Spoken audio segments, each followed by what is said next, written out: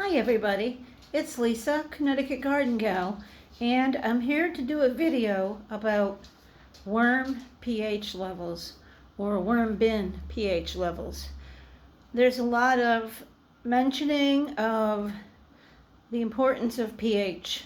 We all know that if worms are too acidic, they will mass escape or die, or you're likely to get a lot of mites. Overall, they just won't produce well, and they prefer a neutral pH somewhere between 6.5 and 7.5, with neutral being 7. So we all know that what they need for a pH, and we all know that a low pH, an acidic pH, is not good. But what do we do to check it, and what is the right thing to do about it? Well, that's what I'm hoping to go over with you just a bit here today. Okay, so what we're looking at here is a little setup I have in a Rubbermaid tub or Sterilite, whatever brand it is. I became concerned because I woke up this morning to find a whole bunch of escapees dried to my floor. Of course, my dogs want to be in the movie, so I'm not going to be able to see many of them, but you can see there and over there and even in back of my kitchen table, there's some dried up dead worms. Gizmo, say hello if you want to be in the video. No, just hot. Okay, so anyway, I got alarmed and knew that this bin seemed healthy. It's been fed. The ratios of materials have been correct, and all of a sudden the worms started mass escaping. So the first thing that came to my mind was the pH level. Now, we've probably, well, maybe not all, but most of you have probably seen these very simple pH meters. These two here, other than the color, are identical. One came with each of my Worm Factory 360s. Let me switch this one to pH. Hold on. Okay, so I have them both set to pH, and I'm going to stick them down in the bin. Sorry, I don't have a tripod, so I'm going to do the best I can to keep you seeing what I'm seeing just through my hand. Okay, so I'm going to stick both of these in, and we'll take a look. So the one on the right, the gray one, doesn't seem to be changing at all. Right now, it's showing the bin as extremely acidic. No, I'm sorry, extremely alkaline, way up in the 8 range. Now, I know that's not true. I'm certain that's not true. So clearly it's malfunctioning. Now this particular device, it doesn't have batteries or anything like that. It's supposed to work strictly through, I guess you have one metal probe and one copper probe, and it's supposed to be able to be enough to sense the pH. Well, my pH in here is not 8. And then on this one, which is, again, three-way meter, it came with my second Worm Factory 360. It's reading something, but it's showing at the bottom, you can see it shows an alkalinity level of about 6.5, almost 7. And if that were true, my worms wouldn't be escaping. Now, I have this, which is a little bit more expensive, a little bit fancier. This takes a battery, and you can do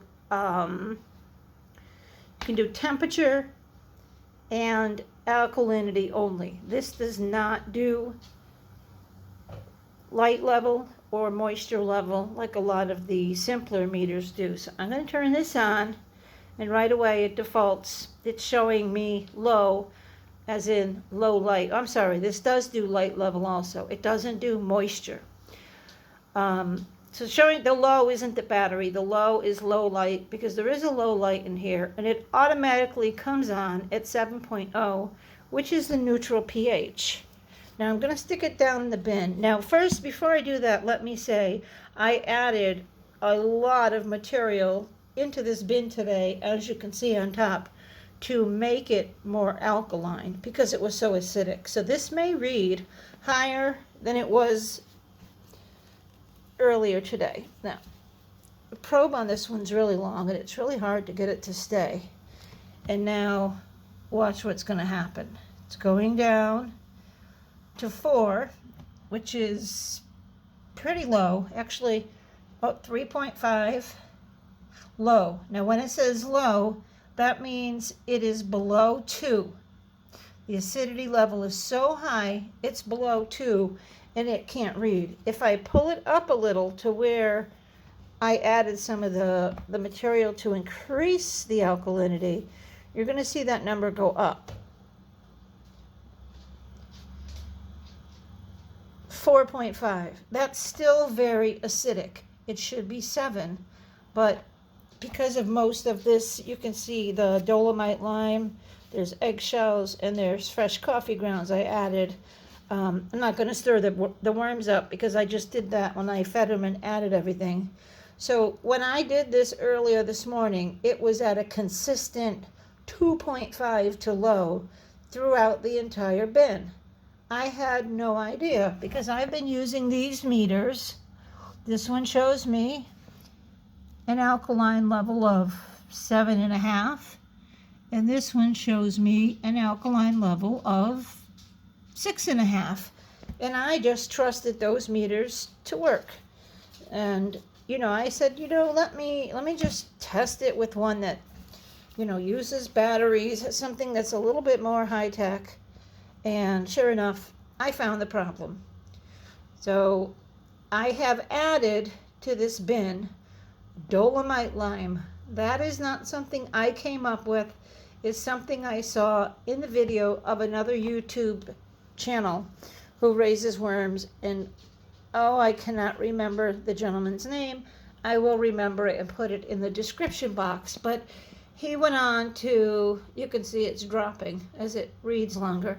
He went on to explain how garden lime, while it will affect the pH, garden lime has chemicals added to it. And it is not appropriate for worm bins. Dolomite lime, which is just crushed limestone, nothing else in it, is what you want to add to your worms. But dolomite lime will alter the pH without adding chemicals, without harming your worms. And as I learned from his video, dolomite lime is the proven lime to get rid of mites. Now, I have not had a mite problem in this bin, so I can't swear to that part, but it may in fact work. So it's only been about 2 hours since I've added the dolomite lime.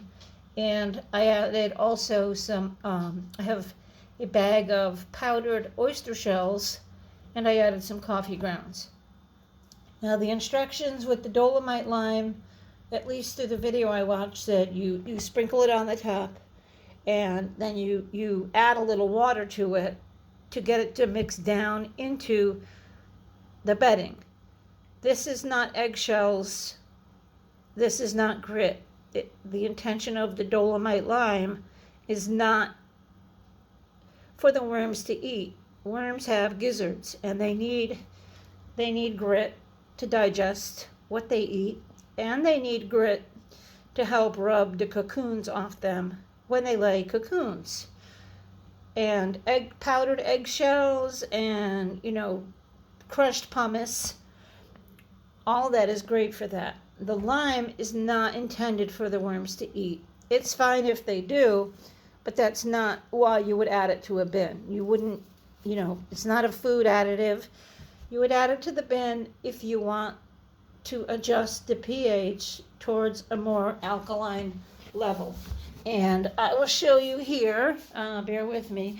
This is, the label's worn off because it sat out in the rain. But this is a bag of, you can't see anything anymore. But this is a bag of powdered oyster shells, and I got it on Amazon, and I got it because sometimes I run out of eggs. I do like to feed the worms eggshells to keep, to keep them with some grit, but I don't eat that many eggs, so sometimes I need to supplement. And then let me take you to the other room here and show you the lime. If there's enough light in here to see it. Okay, here it is. Dolomite lime. Subscriber on YouTube. Pure dolomite. Calcium. It says calcium garden lime. I guess that's because most people would use it in the garden. And it's got the calcium, magnesium, and this doesn't have any label, any ingredients, any chemicals, because there aren't any in here. It's just strictly dolomite lime. Now, while we're in here, I'll turn this light on.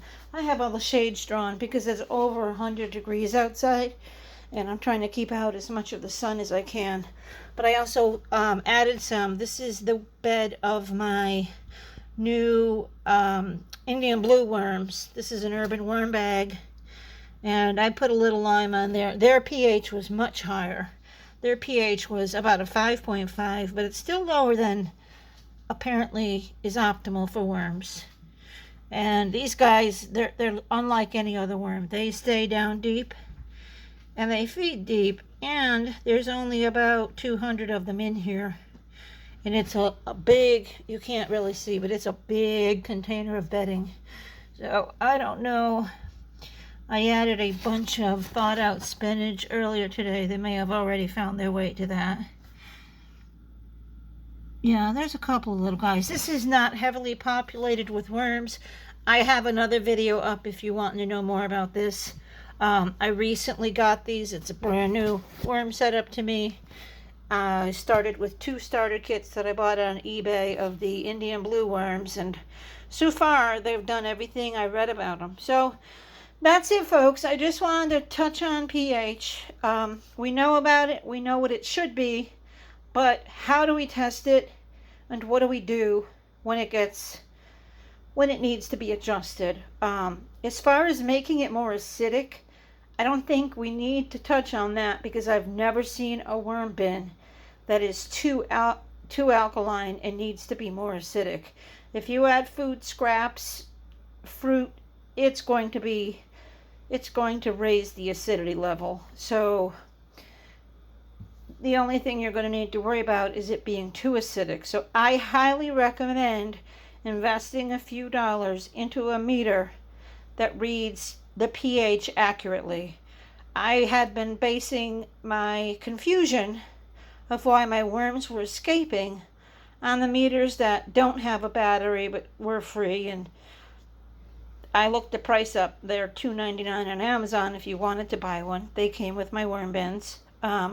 Clearly they're not accurate. I don't know if they're accurate in regards to their light level detection or their moisture level detection, but absolutely not correct for pH level detection. So I'm not an Amazon seller. I don't make money for selling anything, but I will go ahead and put links below for the pH meter I showed you, the battery operated one, as well as the dolomite lime. Again, I get nothing if you buy it, so buy it, don't buy it somewhere else if it's cheaper.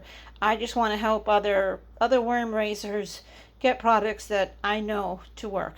All right, till next time, stay healthy, stay cool, stay safe, and keep your worms happy.